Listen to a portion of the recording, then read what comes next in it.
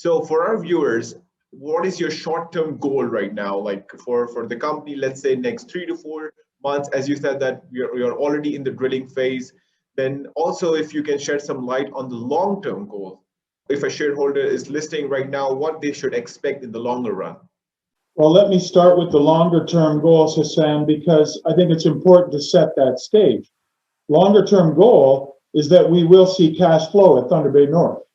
With a 2 million ounce platinum equivalent or palladium equivalent resource, that is a very, very significant in situ value in the ground. We have a top flight, world-class mining engineer in Jim Gallagher, heading up the operation as executive chairman of the board of directors. The board sets the mandate and the management team implements the mandate. In the medium term, as you asked, we are drilling. We are de-risking the project. We're getting better information every day. And let me back up. There are two deposits here. One is called the current deposit, which was drilled off by Panoramic. It already has over 700 boreholes in the deposit, defining a 1.3 million ounce indicated resource and a 600,000 ounce inferred resource. Okay. Then we have the escape deposit, which is not as well drilled, and that is still open geologically. So we're effectively, we've allocated 2 drills, 30,000 meters, approximately $8 million in financing, which we are fully funded, to drill off the Escape Lake deposit and restate the resource at the end of this year. I believe there's very significant expansion potential at Escape that will ultimately factor into the mine plan at Thunder Bay North, but we'll start with current because it's the best understood at this point. So our job in the short term, medium term, Hassan, is to keep drilling. And what we're doing is we're infilling between 2 zones that are several hundred meters apart, and we're hitting mineralization in every hole. I would encourage you to look at our press releases very systematically because it lays out the story very systematically on a month-by-month basis since we started trading a year ago. Any investor that's serious must do the research. You should read the press releases, and you'll see it's very consistent with what I'm telling you now. We are de-risking this project for ultimate permitting and ultimate cash flow. That's a forward-looking statement, but that's also the vision of the company. Perfect. No, and listening from the CEO's perspective, it always gives a good motivation, and I'm very happy to see your optimism in this as well. So, Abraham, because for our learners and for myself as well, would you touch a little bit why palladium is so important and why this natural resource got so popular past, I think, 2 to 3 years? You know, the prices were shooting up. Well, what is the need for palladium? Yeah. The reason prices are shooting up is because the palladium market, which is about 10 million ounces a year, is short. It's short about 2 million ounces per year, okay? In other words, there's not enough supply to meet the demand. What is the demand? And why is there such demand? The demand is coming from China, the EU, and North America for catalytic converters for internal combustion engines.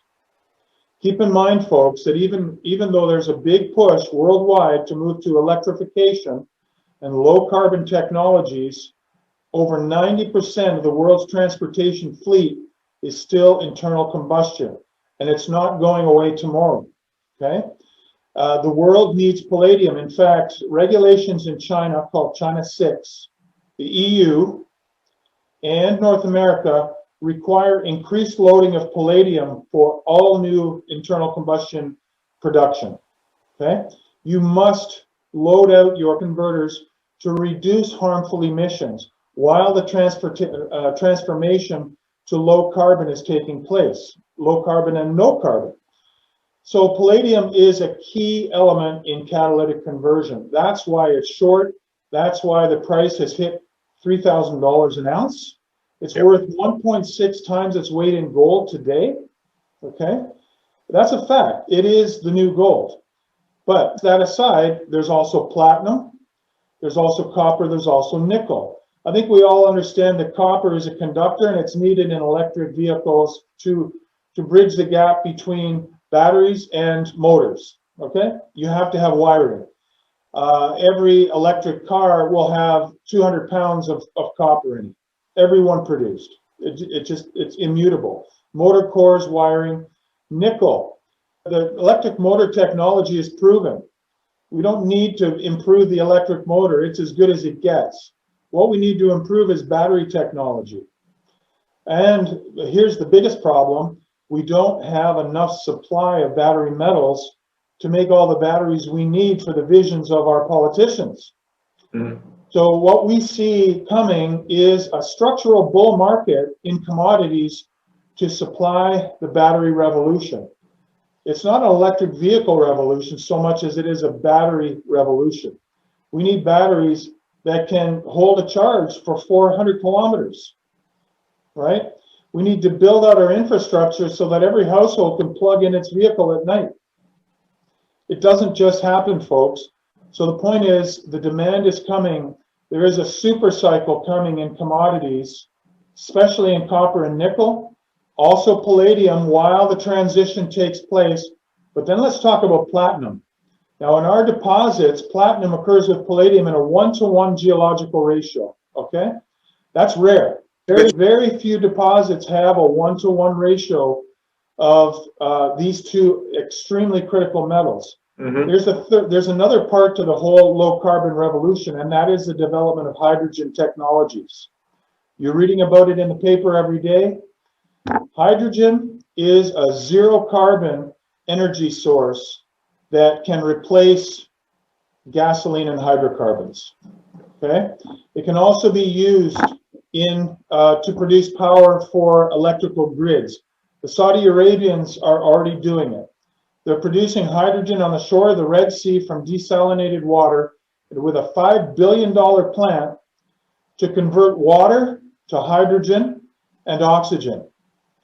They take that hydrogen and they store it, and when their wind and solar runs, goes quiet at night, the hydrogen kicks in and runs the whole grid on demand instead of coal. So it's a low carbon future. The only way that you can produce hydrogen efficiently today is in the presence of platinum. Platinum is absolutely critical to the production of hydrogen. Once that hydrogen is produced, it can be transported and used for grid power supply for vehicles. And in a vehicle now, and that technology is proven, it's called fuel cell technology. Yep. You convert hydrogen back into electricity and water. So it goes back. So in other words, you took water, you made hydrogen and oxygen. You now put hydrogen through a fuel cell, you create electricity and water. Okay, that's the low carbon future here. We believe in it. We believe it will be one part of the low carbon, no carbon solution going forward, but it's going to take a generation to get there, folks. And Clean Air Metals at Thunder Bay North has the metals: platinum, palladium, copper, nickel, rhodium as well, which is in extremely short supply. It's $19,000 an ounce today. Little glob sitting in the palm of your hand, $19,000. We have 25,000 ounces in our deposit, and that makes a huge difference to our economics. But I think I've made the point, Hassan. This is an extremely critical basket of metals for the low carbon, no carbon future that we're all hoping for. So true, so true. Once again, thank you so much for educating us on the importance of palladium, platinum, nickel, copper, rhodium. So I think for all the listeners, this is something very interesting, because all these, how you mentioned about how they're basically breaking down water to hydrogen and making a reverse reaction again to get the water back, and also to transfer of electrons for electricity, I think, and the importance of platinum in all that. I would like to give you a hypothetical scenario that imagine yourself that you're sitting here in Munich in the sun right now, having a beer and having not much experience of exploration mining. After listening to this interview, why would you invest in clean air metal, what would be something which will trigger you to the core?